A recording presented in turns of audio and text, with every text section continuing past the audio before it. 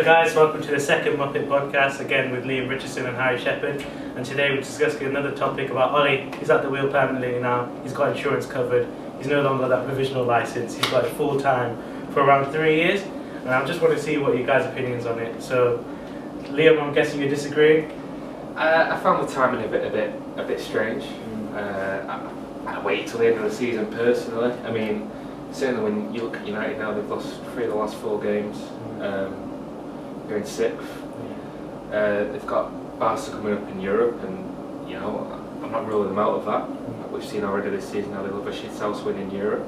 But you know, you're at a point now where the season could go one of 2 ways, and Ollie could crash and burn at the wheel, or he could stay to success. Who knows?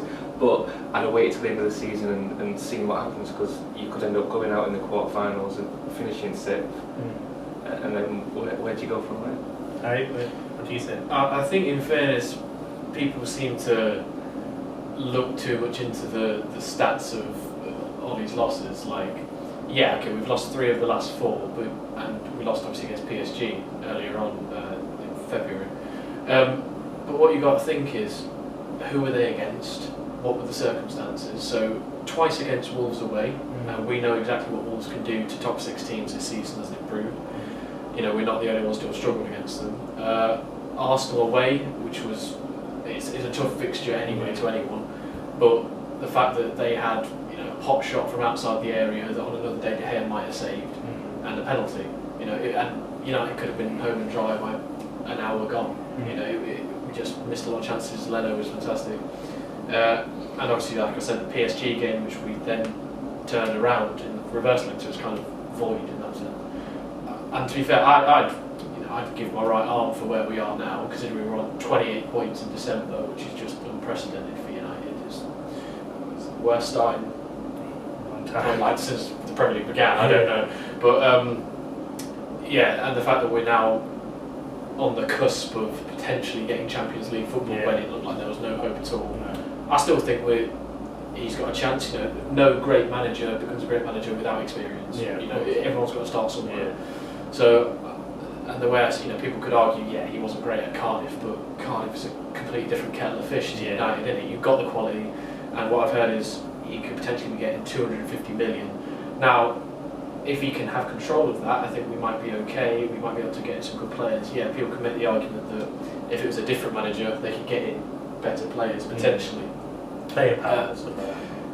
But I just think if we can get in, I think people will want to come and play for Ollie.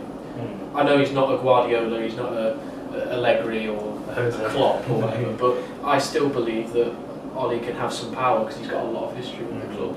And I think if we can get in a good centre back, you know, like a Koulibaly, or is that how you say his name? Koulibaly, Napoli, right? Napoli, and get in maybe, you know, a couple more centre mids and maybe a solid front man who can come in for perhaps Lukaku, maybe. No, I know he's been in decent form of late. I would like a 30 goal a season striker would be very, very happy. I know that it's like the first time since 1995 since we've got 4 players.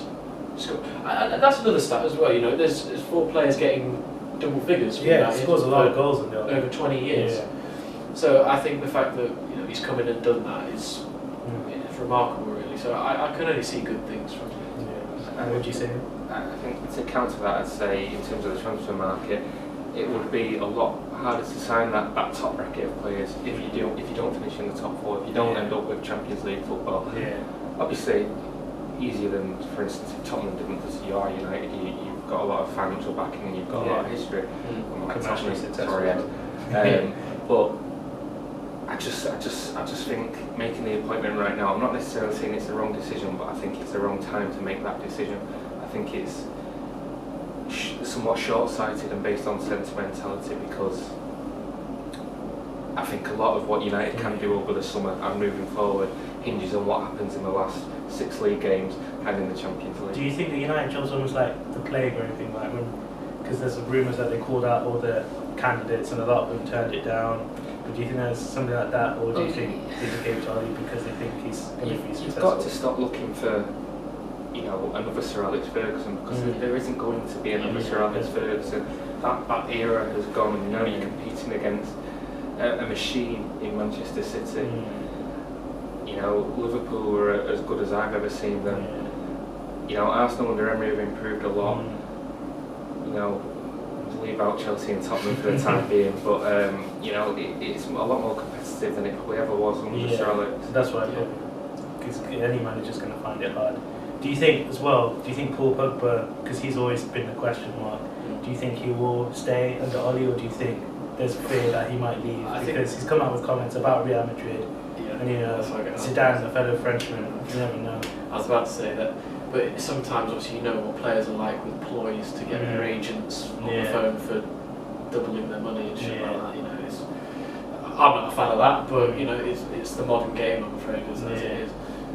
Hopefully he pulls his socks up next season. Yeah, he has been in very good form, but obviously in the last few games he can disappear. And it's not like he's a young player anymore. He's going on for 26. But I do think that Oli is the kind of level-headed person, because he's not an egomaniac. He's like with Mourinho, he was the ego. That's why him and Pogba couldn't get along. Playing power came into it. Exactly, and I think he's so level-headed. I think I don't see him falling out with too many players. I see him being firm. I can see him, telling, look, this isn't right, and I think people will respect him for that.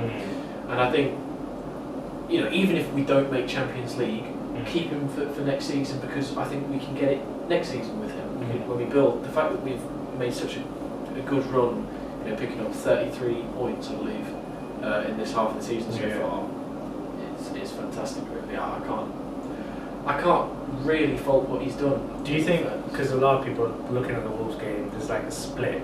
People are saying, well, maybe it's Oli getting the job, maybe Naz, or do you think it's just the players he has? I don't think so, because I'm very confident whenever United play. But even last night I had said to my dad, who's a United fan, I said, I don't think we're going to win tonight, just because it was Wolves. And I didn't get to watch the game, but what I've heard from people is that United actually played well, and it was just unfortunate with the goal, deflection off Jones and then Smalling's hand. You've never lost the game when you under Jose. Never. You didn't win a single game when you were winning under Jose.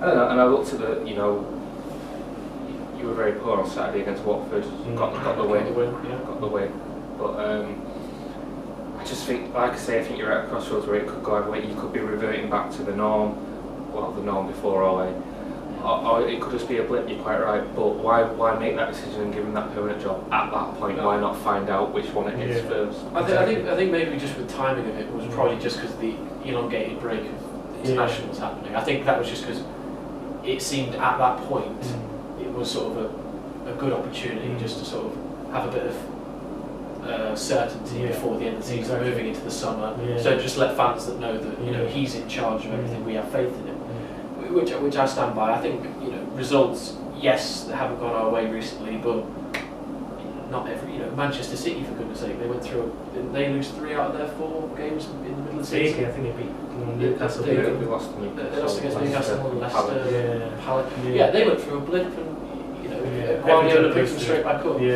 So hopefully, and that's the challenge. That's what we discussed in the first podcast. When things start going wrong, you look to your manager and tell him, we'll find out a lot.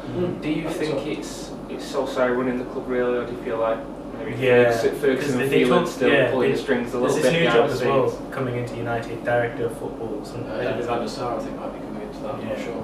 But is it a bit worrying that they're exploring this job now? What do you think? Maybe. Well, I think very much. Obviously the whole era of the manager having total control of a football club has gone. Let's be honest. Look at Sarri. He's not in control of anything really. But I don't think it's that bad of a manager just having his focus on the team. I don't mind that if he has input on who he gets, which is I think what he will get, because he'll get a lot of financial backing.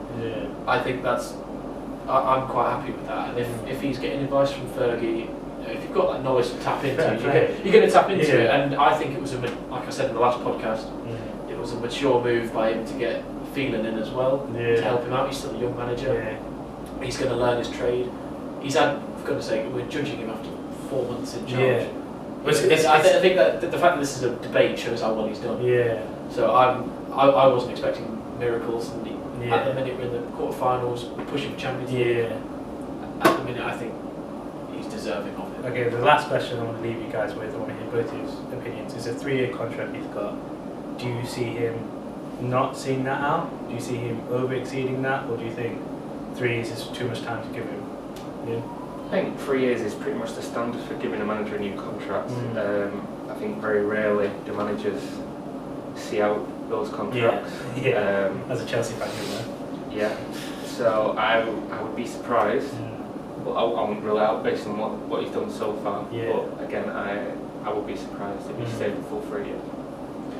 Yeah, I don't want to delve too far into the future. I'm enjoying it as it is now, but I do think that I think he has the capability. Let's just say that. If he doesn't make it, then I'll applaud him for what he has done. I can't see. United. Yeah, I can't see him realistically doing that bad of a job. I think if he did get sacked, there'll be a bit. It depends what United, the board, and their fans now define as success. Yeah, that's. Is it winning the league? Yeah. Because if it's so, From what we struggle were in those 3 years. Yeah. From what we were, I'm happy considering I haven't felt this way as a United fan in about like, 6 years. I So don't know. I think watching an Ollie win compared to watching a Mourinho win, it's a different feeling. yeah, it feels like there's an actual happiness about it rather than a relief. Yeah, And it's nice. Yeah, I think that's a nice way to sort of round it off. Yeah.